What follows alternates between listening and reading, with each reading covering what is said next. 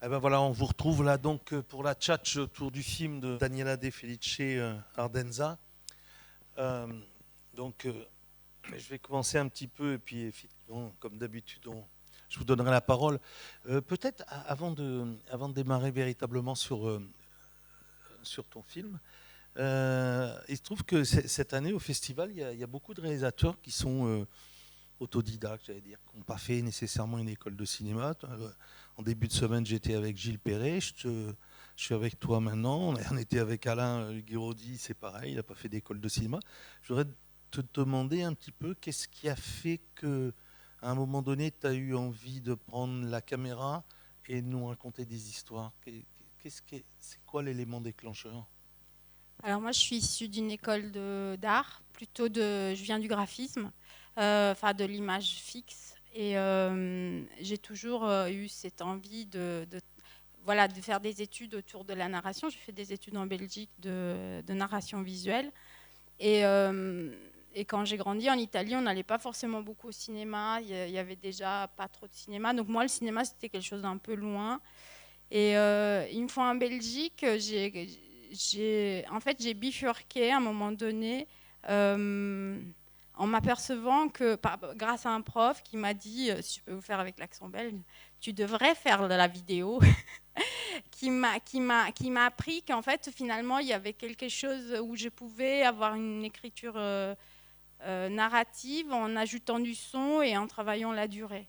Alors qu'en fait, finalement, sur un rythme texte-image, cette durée-là, elle est pas vraiment présente. Et c'est ça qui a fait que tout d'un coup, mon travail de fin d'études était devenu un petit film, avant même que je me dise que je pouvais faire des films, que je pouvais faire du cinéma. Je ne savais pas comment ça s'appelait. Un des faits déclencheurs, c'était aussi à l'époque à Bruxelles, j'avais vu la rencontre d'Alain Cavalier. Et tout d'un coup, pour moi, ça avait été ça m'avait ouvert plein de possibles que je ne pouvais pas imaginer avant. Ce petit film que j'ai fait comme film de fin d'études a, comme ça, par hasard, pas mal circulé dans des festivals. Cosarel. Voilà, Causerel. Et un de ces festivals était Les Inattendus à Lyon, où j'ai croisé mon acolyte, Mathieu Châtelier, qui avait un autre film qui passait avant dans ce festival. Et, euh, et on s'est mis à être un couple à la ville et à travailler ensemble. Et tout d'un coup, en fait, finalement, j'ai pris le train qui était celui du cinéma. Lui, il venait d'une grande école du cinéma, il avait fait Lumière et tout ça. Et, euh, et finalement, j'ai appris un peu sur le tas la question de la narration cinématographique, comme ça, en venant. Enfin, je ne sais pas si ça répond vraiment à la question. Si, tout à fait. Voilà. Et moi, je ne me rappelais plus de cette belle histoire avec Mathieu, mais justement, alors, c'était ma deuxième question avant de passer au film, parce que vous montez le film de l'un, l'autre il fait le son, l'autre il fait l'image et tout ça. Parle-nous un petit peu de ce travail. Des fois, vous co-réalisez, hein, comme le court-métrage Jeanne à la casse ou le long-métrage sur les étudiants Grève grève générale, générale. ouais. Mais autrement, c'est pas ça. C'est vous travaillez et pour l'un et pour l'autre. Parle-nous un petit peu de ça. En fait, on s'est aperçu que, enfin, il y a pas mal de couples de réalisateurs qui sont tout le temps en co-réalisation. Et en fait, avec Mathieu, on a plutôt un système où on a deux univers qui sont en fait, assez précis, enfin, assez différents. Et en même temps, comment dire, des obsessions un peu transversales qui passent d'un film à l'autre. Par exemple, c'est ce que je te disais tout à l'heure. Pour ceux qui ont vu Mille fois recommencer l'année passée, qui est un film sur la sculpture et sur l'apprentissage de la sculpture de la part de jeunes étudiants des beaux-arts.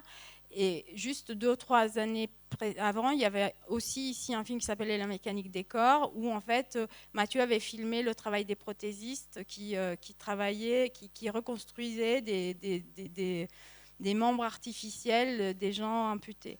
Et donc, en fait, voilà, ça c'est vraiment un exemple, la façon dont finalement nos préoccupations sont poreuses et qu'il y en a un parfois qui continue ou qui répond au travail de l'autre, mais c'est un dialogue. Voilà, chacun, enfin, par exemple, on en parlera, mais les images dessinées, c'est moi, mais la plupart des images filmées, c'est Mathieu. Voilà, on se met au service du projet de l'autre et on avance dans une filmographie qui est une filmographie certes connectée, mais chacun a ses films. Voilà. Alors, venons-en au film on vient de voir. Là aussi, j'ai envie de te demander quel a été quel est l'élément qui a fait que ça a déclenché ce désir d'OVNI, que d'ailleurs tu as présenté au producteur qui devait être là cet après-midi, il n'a pas pu venir au dernier moment, Marc Faye, et qui t'a dit on va faire un film de contrebande. Explique d'abord comment c'est venu et qu'est-ce que c'est un film de contrebande pour vous? Un film de contrebande, c'est un objet qui est comme celui que vous venez de voir, et qui n'est pas tout à fait classable dans des systèmes de production, des systèmes de classification qui sont ceux du cinéma, voilà, documentaire, audiovisuel, voix cinéma, enfin tout ça c'est très technique, on ne va pas s'attarder là-dessus. Et en fait, sur Ardenza, mais moi ça m'arrive tout le temps, les gens me disent alors, tu fais des films, ça parle de quoi? Et moi, je ne sais pas de quoi ça parle.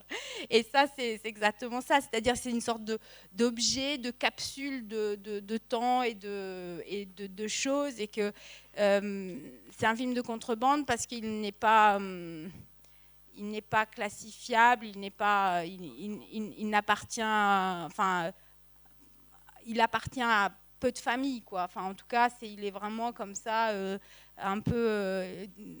j'ai pas envie de dire défricheur parce que j'ai pas envie de dire ouais, c'est un nouveau cinéma. Non, c'est pas ça. C'est juste ce que je sais faire et c'est cette façon-là. Et c'est un film de contrebande aussi. Moi, je me souviens, pour ceux qui ont vu Casa il y a quelques années ici, moi, je me souviens que Casa était mon premier film financé. Et que moi, je venais vraiment de cette pratique vraiment très autonome et très un peu sauvage de film. Et que la première fois que j'ai eu un film financé comme Les Grands, ben, ça m'a complètement bloquée, quoi. Et pendant 2 ans, je n'ai rien su faire. Et je le dis parce qu'il y a pas mal d'étudiants ici dans la salle. Parce qu'en fait, tout d'un coup, il fallait que je fasse un peu comme Les Grands, quoi. Mais sauf qu'en fait... j'ai pu faire mon film et le débloquer à partir du moment où j'ai admis et accepté qu'en fait mon langage était celui-ci. Et pour Ardenza, c'est un peu la même chose, mais avec quelques années plus et peut-être un peu plus de bouteilles, de dire en fait, moi, ma façon de faire des films, c'est celle-ci. Et oui, c'est pas un documentaire avec des drones ou c'est pas un documentaire... Enfin, c'est un film qui est à part, quoi. Et puis, bon, maintenant, je l'assume. Et du coup, ça veut dire quoi, Ardenza? Alors, Ardenza, c'est un quartier de la ville de Livourne où habitaient mes grands-parents. C'est un quartier où j'ai grandi. Et c'est... en fait, c'est ces quartiers dans les villes où on brûlait les pestiférés, en fait. Voilà. Et moi, j'aimais bien qu'il y ait cette... En fait, je voulais qu'il y ait dans le titre, il y ait quelque chose qui a à voir avec le fait de brûler, une incandescence, quelque chose qui se consomme, quoi, qui brûle. Et donc, voilà, il y a un moment donné, pendant une vingtaine de jours, le film était fini. On rentrait en mixage et je n'avais pas de titre. Et puis, en fait, voilà, j'ai décidé que c'était celui-là. Et puis maintenant, c'est celui-là, le titre. Alors, est-ce que tu te rappelles de ce qui a déclenché, en fin de compte, cette envie, en tout cas, avant de faire le film, d'écrire? Parce qu'il y a un texte absolument incroyable. Qu'est-ce qui a déclenché, en fin de compte, chez toi? Alors, c'est assez complexe. Pour moi, ça fonctionne par des poussées. En fait, le film a pris 6 ans dans sa fabrication, mais en fait, la plupart du temps, pour moi, c'est en fait de un peu oublier le projet, de le mettre à distance, et puis il revient métabolisé, il revient, je dirais pas refroidi, mais il revient autrement. Mais au départ, il y a eu ce texte qui est arrivé très vite. et puis d'une façon très spontanée. Et je dirais même presque d'association libre, on peut dire. Et ce texte, j'étais assez étonnée parce qu'en fait, c'était la première fois que je n'écrivais pas dans les deux langues, que j'écrivais directement en français. Et voilà, c'est tout d'un coup, ça fonctionne un peu comme des épiphanies, comme ça arrive, et le texte, il est là, et puis... et en fait, je me suis aperçue aussi que c'était un moment de ma vie où, en fait, mes filles commençaient à avoir l'âge d'aller au lycée et d'être un peu dans ce genre d'événements et de préoccupations, et qu'en fait, j'avais envie de raconter quelque chose qui était un regard féminin, je dirais pas décomplexé, mais assez heureux d'une certaine période et de cette initiation et de cette... enfin voilà, le texte est arrivé comme ça. Et une fois le texte là, après, il y a toute une phase de dessin. Dans le film, évidemment, ils ne sont pas tous montés, mais c'est... enfin, j'ai fait sur ces 6 années, il y a environ 700 dessins, je crois. Et voilà, je produis. Et puis après, je les scanne. Et puis au montage, je les jette comme si c'était de la matière de cinéma direct. C'est-à-dire qu'en fait, je prends juste ce qui m'intéresse. Et puis... Alors, à la différence de tes autres films d'avant, Libro Nero et puis Casa, où déjà, il y avait tes dessins, là, on te voit sur certains dessins dessiner. Je voudrais savoir un petit peu pourquoi, enfin, pourquoi dans ce film, il y a ce geste, il y a cette...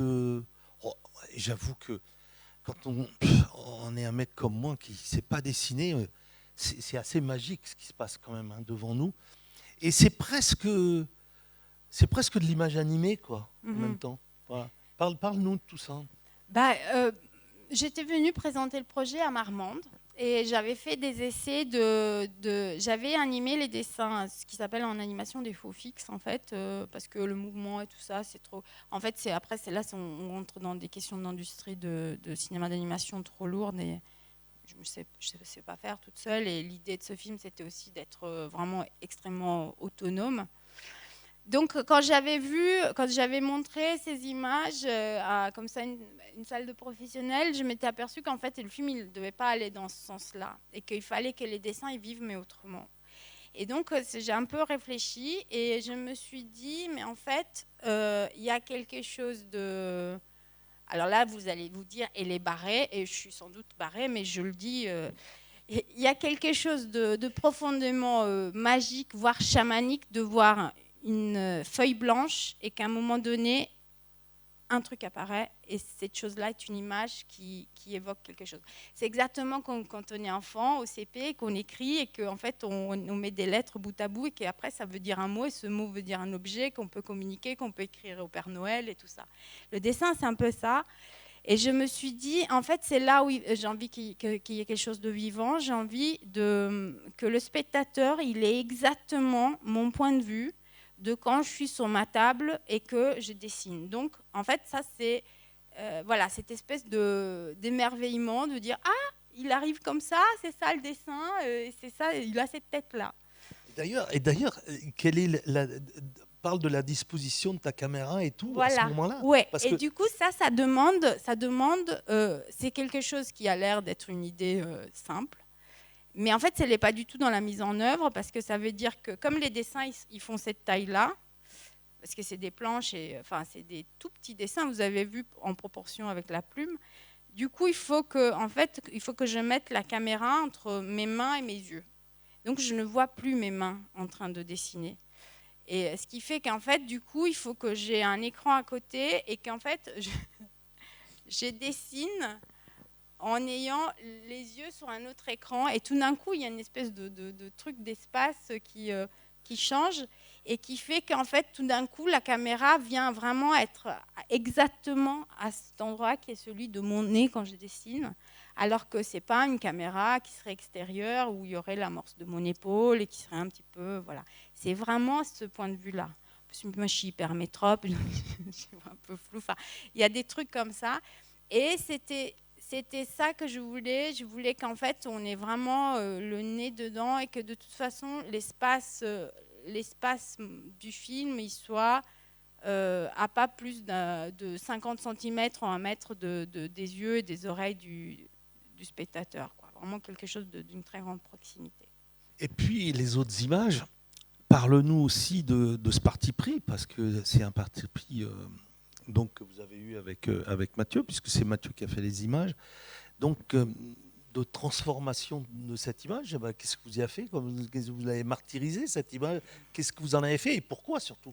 Est-ce que c'est une histoire de distanciation? Est-ce que d'avoir un peu de recul? Moi, j'avais envie de... Alors, il y a plusieurs choses. J'avais envie de travailler la question de... Enfin, comme si le film pouvait poser la question de qu'est-ce que c'est la mémoire et est-ce que cette mémoire, elle a une physicité, est-ce qu'elle a une matière? Donc, il y avait cette question-là.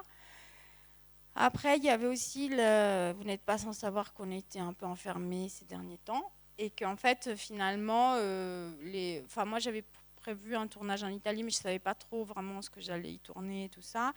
Et que finalement, j'ai beaucoup mis le nez dans nos archives personnelles de filmage sur 25 ans d'images.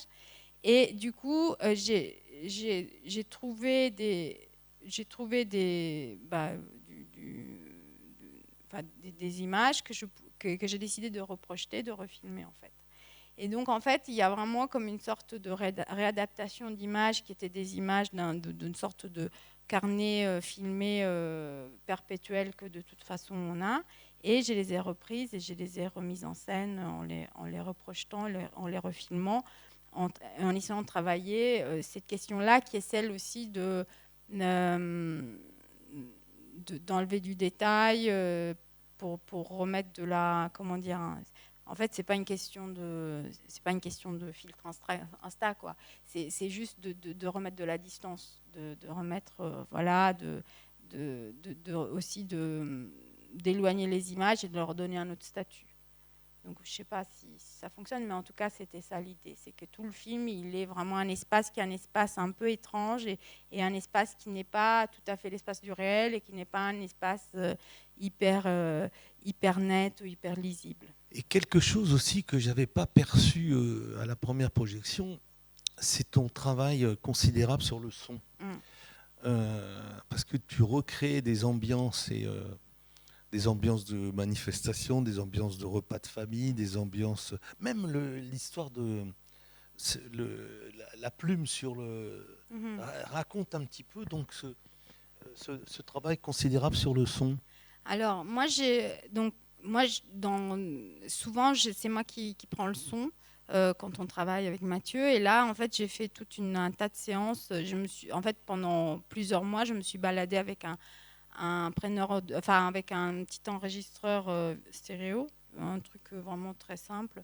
Et comme ça, j'ai fait comme un carnet sonore.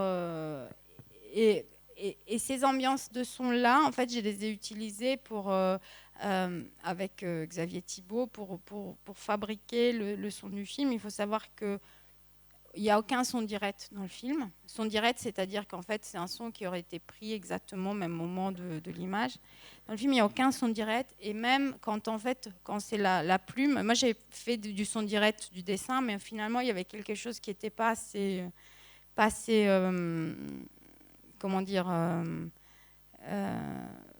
qui était un peu tiède, quoi. Et en fait, avec Xavier Thibault, qui est le monteur son, on s'est dit, mais il faut vraiment que la plume elle soit vraiment qu'elle soit dure et qu'elle arrache. Et il faut vraiment que l'aquarelle elle soit douce et qu'elle caresse.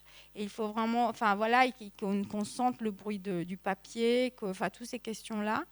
Et ça, c'est des choses qu'on a fait au travail de post-production son. On avait déjà pas mal travaillé avec Mona l'enfant sur le montage, le son, pour donner vraiment des ambiances et des intentions.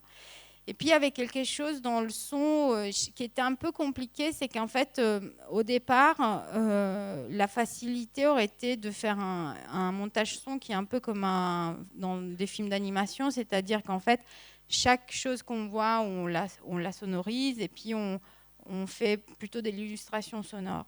Et là, en fait, on s'est aperçu que ça ne marchait pas du tout parce qu'il y avait quelque chose d'une mise à distance et qu'en fait, le son, il devait être en contrepoint de l'image. Et donc, en fait, on a fait tout ce travail-là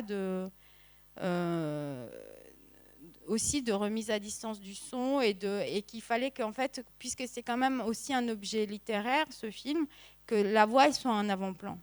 Et le son, il fallait qu'il soit un tout petit peu en arrière et qu'il soit juste en train d'accompagner des univers, mais qu'il ne soit pas en train d'illustrer ou de donner des indications un peu réalistes des choses, parce que c'était pas le projet du film. Et puis aussi le son, moi quand j'étais avec mon petit zoom, là, avec mon petit enregistreur, par exemple, il y a un moment, il y a cette séquence par exemple de l'orage, là j'ai fait une prise de... Tout d'un coup on est en Toscane et puis il y a un orage de fou, j'ai fait cette prise de son d'orage et puis ça devient une séquence à part entière dans le montage et on monte cet orage en disant voilà, c'est vraiment la fin de l'été, ça balaye les choses et ça amène le mouvement social qui gronde. Et les dessins sont venus après, en fait. C'est une réécriture par un tournage au son qui fait qu'en fait, tout d'un coup, cette séquence-là, elle se découpe en espace alors qu'elle n'avait pas forcément été écrite. Merci beaucoup. J'ai beaucoup aimé votre film. Aujourd'hui, c'était une journée bénie.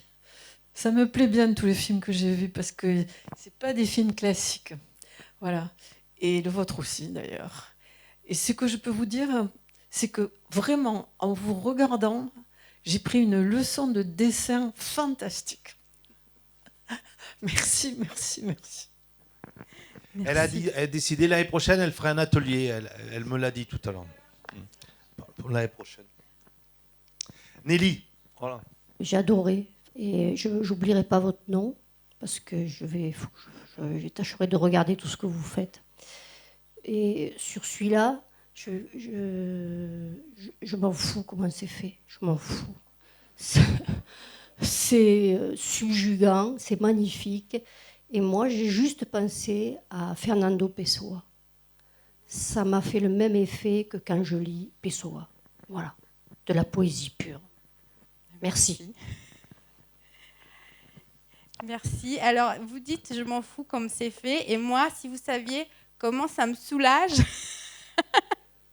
parce qu'en fait, quand vous faites un film, vous êtes tout le temps en train de fabriquer, d'être dans la bricole. Et puis, en fait, le principe même... Après, c'est vachement bien aussi de parler aux étudiants, de parler aux spectateurs et tout ça. Mais c'est aussi bien en fait, de ne pas percer la lanterne magique, des fois. Parce que des fois, ça retombe. Bonjour. Je me permettais de faire une approche sensible sur ce que c'est que faire du cinéma par rapport à votre remarque sur j'ai pas envie des obligations. Je pensais, à travers certaines images, au travail très délicat qu'a pu faire Florence Miaille sur ses dessins, sur ses aquarelles, sur ses travaux sur le sable. Et en même temps, quand elle s'est fait embarquer avec la traversée, qui dure une douzaine d'années, elle a souffert en fait de cette traversée. Et qu'elle ne regrette pas, mais elle a été obligée d'aller au bout, elle a dû traverser son océan. Et que, comme sa vie de famille auparavant, qu'elle retrace.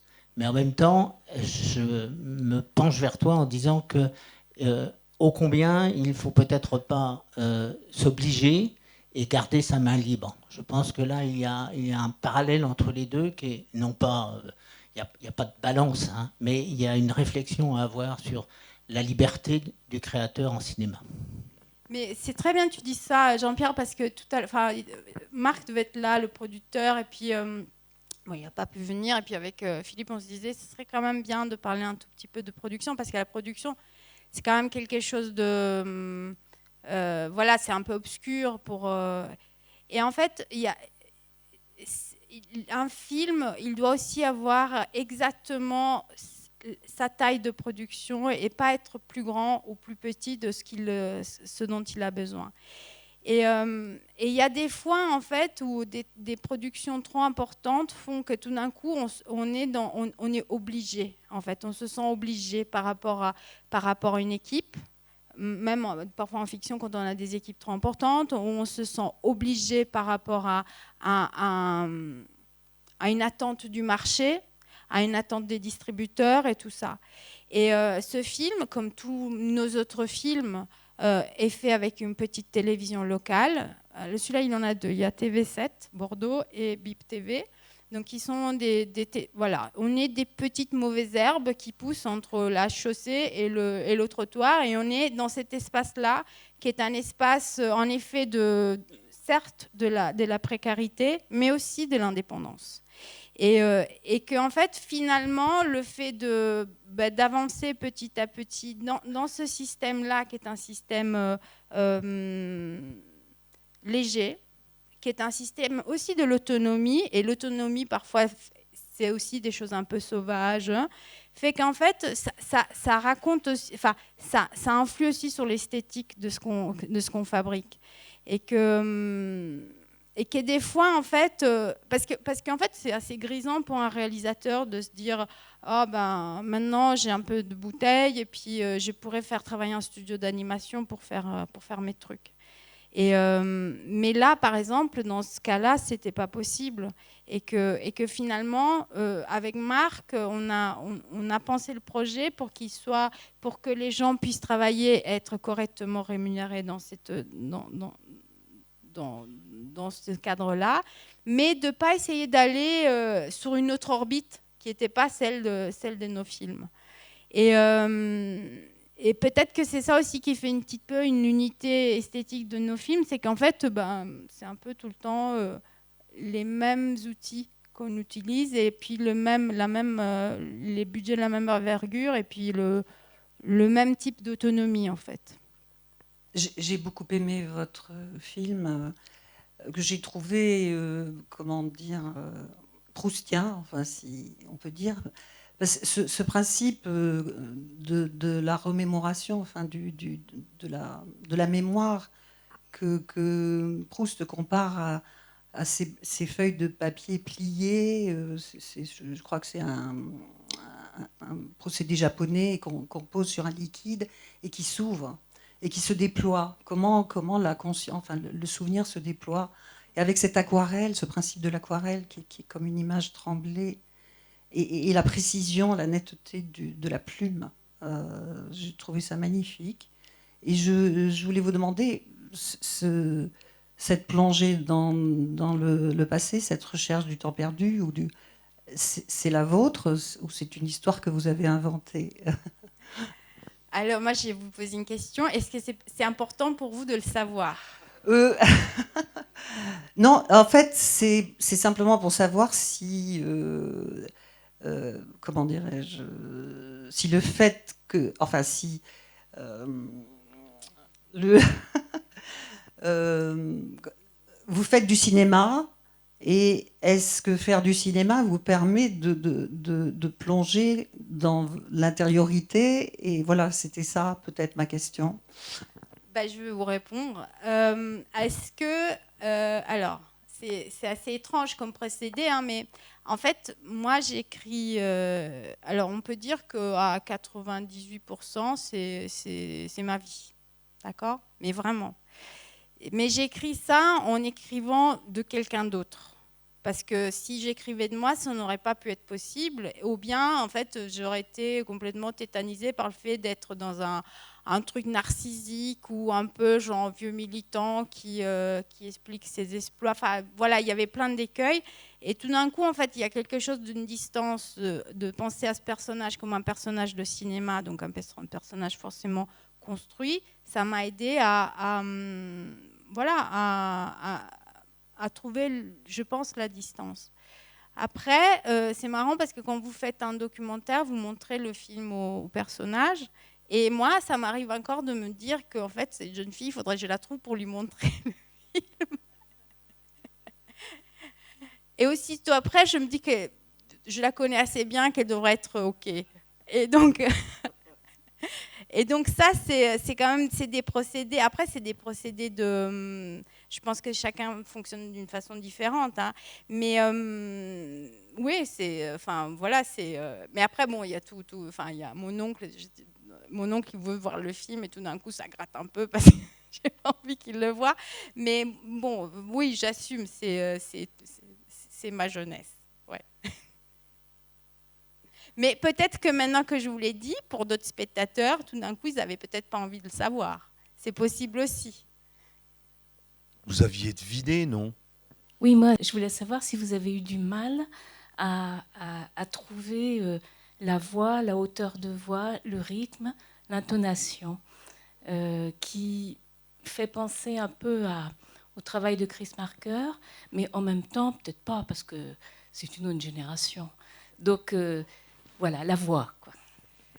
Alors, la voix, c'est la première chose que j'ai fait dans ce film. C'est-à-dire qu'en fait, alors ça, il y a des étudiants dans la salle et c'est ce qu'il ne faut absolument pas faire. Donc, je le dis, mais il ne faut pas faire comme ça. Mais là, moi, j'ai fait comme ça.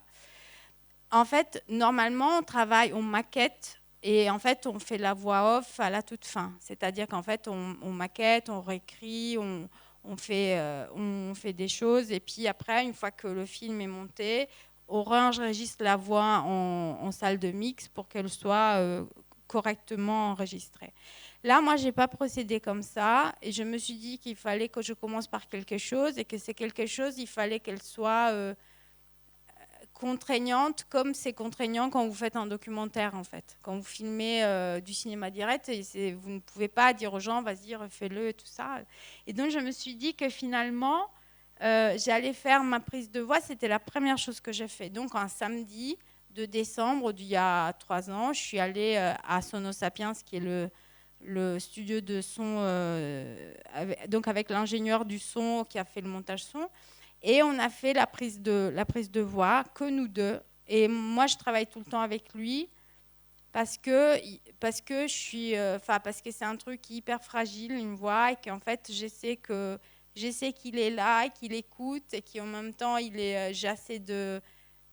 a quelque chose dans le texte qui pourrait être parfois gênante à être dite, et je sais qu'en fait, son écoute, elle est bienveillante et qu'elle me porte.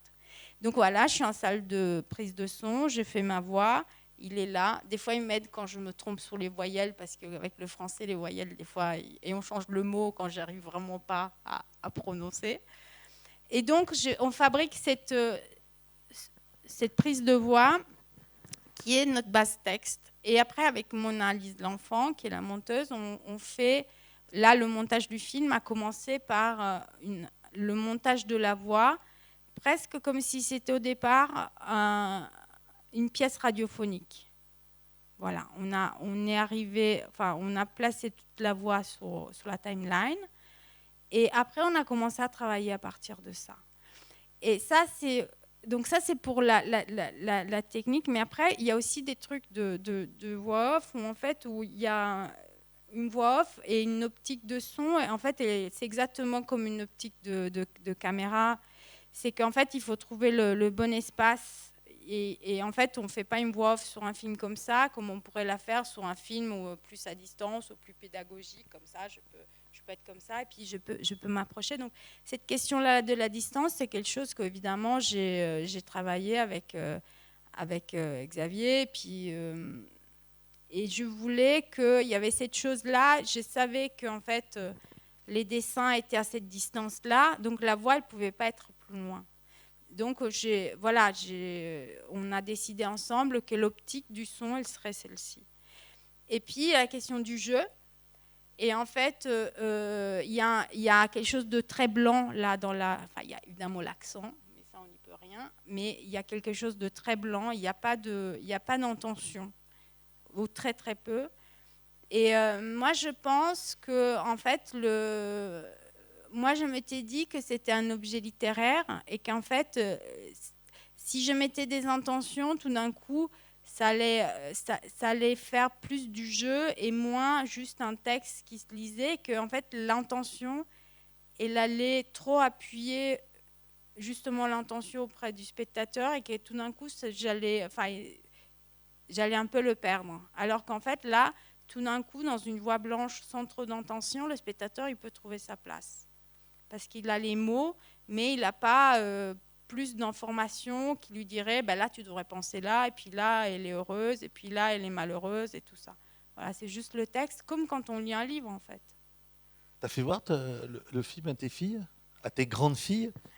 Alors, Anouk, elle est venue le voir, oui, mais moi, j'étais pas là. Mais, et Costanza, elle l'a pas encore vu. Parce qu'elle me dit qu'elle attend de le voir sur grand écran. Donc là, ça sera en novembre à Paris. Et dis-moi, à un moment donné, tu dis dans le film que quand tu commences à apprendre le français et tout ça, tu as envie de venir habiter sur notre île. Qu'est-ce qui a fait que tu as voulu venir habiter en France, en fin de compte? Ah ben, en France, c'est que j'ai connu Mathieu, puis il habitait Caen, et j'ai compris qu'il habitait Cannes. Et puis... C'est pas pareil, ouais. C'est pas... Demande à Mimi, là, allez. Ouais. C'est pas pareil, Mimi. Caen et Cannes, ouais. Mais je me suis quand même renseignée, j'ai dit, mais il y a la mer? Elle m'a dit, oui, oui, bien sûr. Donc... Allez, super. Tu as une petite idée de l'OVNI que tu vas nous faire après ou non? Oui. T'es parti sur un projet là? Oui, je suis sur 2 projets. Ouais. Et alors, en fait, c'est marrant. Pour ceux qui ont vu 1000 fois recommencer, il y en a beaucoup qui ont vu ça l'année passée, il y a 2 ans. Il y a 2 ans. Ouais. 1000 fois recompenser, il y en a qui l'ont vu? Qui est un film de cinéma direct, assez, voilà, assez, je dirais pas sage, mais assez simple dans sa forme. Oui, classique dans sa forme. Plus classique, oui. C'est une grande souffrance de le faire, parce qu'en fait, pour un tas de questions, mais parce qu'en fait, c'est compliqué de filmer des gens, d'organiser en fait, finalement, d'être dépendant du réel, en fait. Et alors que Ardenza, j'ai eu beaucoup de plaisir de le faire parce que j'étais dans un petit lieu protégé, et qu'en fait, j'ai fait ça comme si j'étais dans mon petit atelier de peinture. Et là, je me dis que quand même, il faut que j'aille revoir des gens. Donc voilà. Mais c'est un objet qui sera quand même un peu entre les deux. Voilà. C'est un film. J'aimerais bien faire un film qui serait un peu sur une forme épistolaire, mais pour l'instant, j'écris. Donc. Mais là, tu as redit un truc que tu m'as dit ce matin au petit déjeuner, qu'en fin de compte, ce film, c'était un petit peu comme un tableau. Voilà.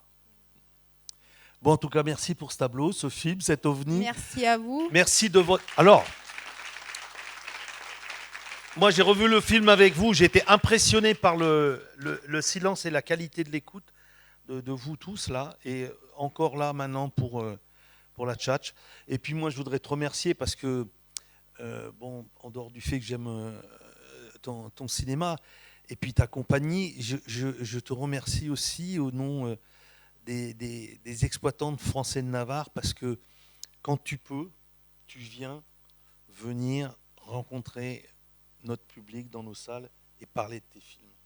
Et ça, c'est tellement de plus en plus rare que c'est cher. Voilà. Merci à toi.